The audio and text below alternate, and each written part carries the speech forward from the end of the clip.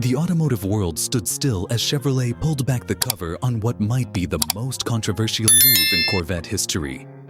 The 2025 Corvette SUV.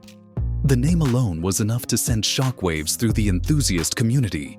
For decades, the Corvette badge had been synonymous with sleek, low-slung American muscle, a symbol of raw performance and rebellious spirit. Now, it had taken on a new form, one that no one saw coming. Rumors had circulated for years about Chevrolet expanding the Corvette lineup beyond the classic two-door sports car, but few believed it would ever materialize. When whispers of an SUV carrying the Corvette name began to surface, many dismissed it as speculation. But now, standing before the world, was something unprecedented. A high-performance luxury SUV draped in Corvette DNA. It was a bold, almost audacious move. But Chevrolet wasn't interested in playing it safe. From the moment the SUV rolled onto the stage, it was clear this wasn't just another attempt to cash in on a famous name. The design language was unmistakably Corvette, with aggressive lines, wide haunches, and a stance that exuded speed even while standing still. The signature front fascia, inspired by the C8 Stingray, carried over seamlessly, while the rear featured quad exhaust tips and sharp LED taillights, reminiscent of its sports car sibling. This wasn't just an SUV wearing a Corvette badge. It was a redefinition of what the name could mean. Under the hood, the Corvette SUV packed a powertrain worthy of its heritage. The standard model housed a 6.2-liter LT2 V8, delivering an astonishing 500 horsepower to all four wheels. But the real showstopper was the 06-inspired variant, equipped with a high-revving flat-plane crank V8 pushing out over 670 horsepower.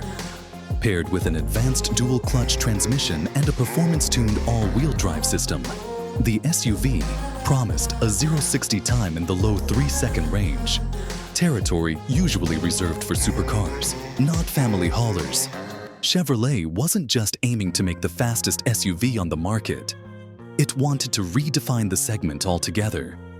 The chassis was engineered with the same mid-engine philosophy that made the C8 Corvette a game-changer. Magnetic, ride control, active aerodynamics, and carbon ceramic brakes ensured that this SUV wasn't just about straight-line speed, but could carve corners like a true Corvette should. Track testing had reportedly shown performance numbers that put it in direct competition with the Lamborghini Urus and Aston Martin DBX707, a testament to how seriously Chevrolet approached this project. Inside, the cockpit was every bit as driver-focused as its sports car sibling. A squared-off steering wheel, digital gauge cluster, and carbon fiber accents gave it the feel of a supercar, rather than an SUV. But where it truly broke new ground was in its blend of luxury and practicality. Premium leather, Alcantara surfaces, and a state-of-the-art infotainment system rivaled anything from Europe's top luxury brands. Unlike the traditional Corvette, which had always been a two-seater, this SUV offered ample space for five, along with a spacious cargo area. It was, for the first time, a Corvette that could be both a daily driver and a weekend warrior. Reactions were as divided as one would expect. Purists saw it as an outright betrayal of the Corvette's legacy, arguing that the name should be reserved for purebred sports cars, not high-riding SUVs. The internet erupted with debates, memes, and hot takes from enthusiasts who felt Chevrolet had strayed too far from its roots. But there was another group, one that saw this move as not just inevitable, but necessary. In an era where brands like Porsche and Ferrari had embraced the SUV market, why should Corvette remain stuck in the past? The world had changed, and Chevrolet was making sure Corvette evolved with it. From a business perspective, the move made perfect sense.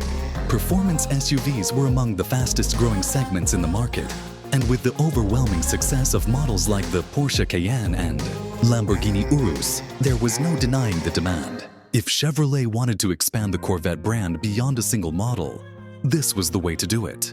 And with electrification on the horizon, an all-electric Corvette SUV was likely already in development, ensuring the nameplate remained relevant for years to come.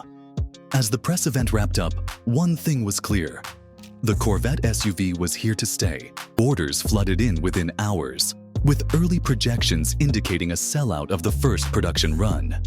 The controversy only fueled interest, and those lucky enough to get behind the wheel would soon find out if it truly lived up to the name. Would it be embraced as a bold step forward, or would it remain a divisive chapter in Corvette history? Only time would tell. But one thing was undeniable.